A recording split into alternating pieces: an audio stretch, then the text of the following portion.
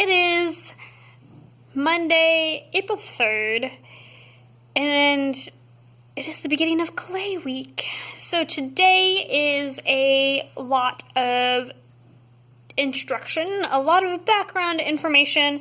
We're starting that project cycle over again like we did a couple weeks ago, where first few days are a bunch of information and reflection, kind of processing and activities and things to get them to learn the information and to get a deeper understanding of it. And then we'll move on later this week to practicing and to actually making things. And I am just tired. This weekend I didn't do very much. It was kind of a lazy weekend. Went to brunch yesterday, went to that painting class, which I'll put the picture here. Did that on Friday. On Saturday, I went and bought clay, which I bought with my own money because I used up my budget and for some reason decided to do a clay project, although it was 20% off, so it was good. But I got to go to Armadillo Clay for the first time ever, which is the best clay place in Austin. I think it might be the only clay supplier in Austin. I don't know, but they're really good. I'll insert the clips here.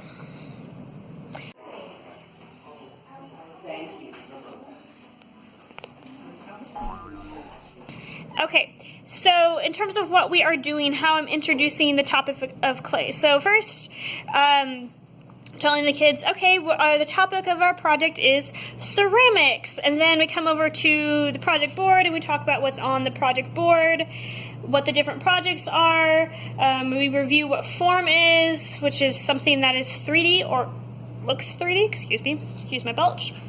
Talk about the there's another belch. Talk about the focus.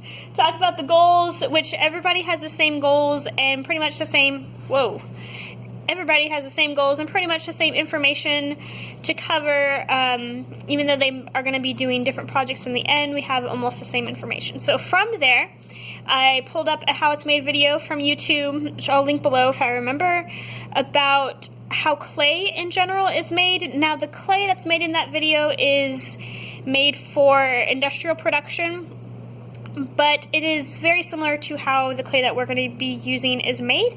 So we watch that, then I make some connections with our clay, and then we talk a little bit more about what clay actually is. The big point of that video is to get to the point across of what clay is. And simply put, we're saying it is dirt and water. And there's a little bit more into that, into the kinds of dirt that are there, and then the kinds of water and things like that. But I simply said that's what it is, dirt and water. And then after that, we watch a video, another how it's made, about how ceramics are made. Although this is factory production, so I point out to the kids, what the video we're about to watch is one way that ceramics are made. It is how the normal plates and cups and bowls that you will see in your house are made. However, because of all the different machinery, we're going to be building with our hands.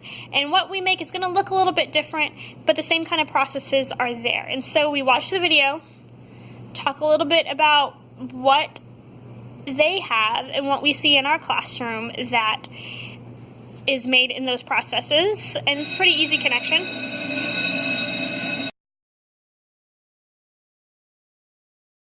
So the stages of clay, we have ground, which is just it being scooped up out of the ground, and sometimes it's a little moldy, mushy.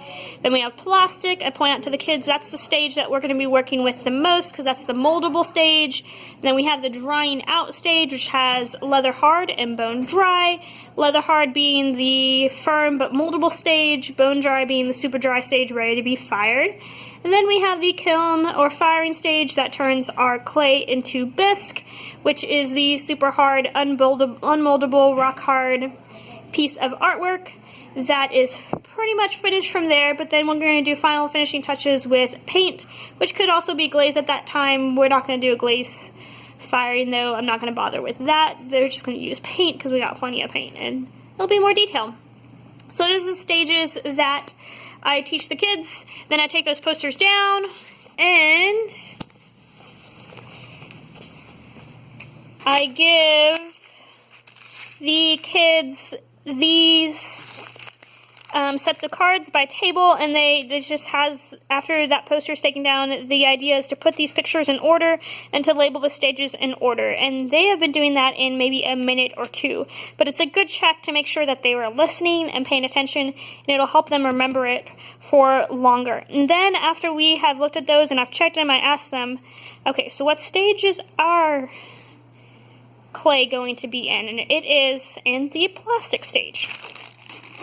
They do that card sorting activity. We take a look at some image examples of our projects, which Art 1 is doing ceramic plates of food, and Art 2 is doing pinch pot monsters. They make a little bowl and they make it into a monster shape.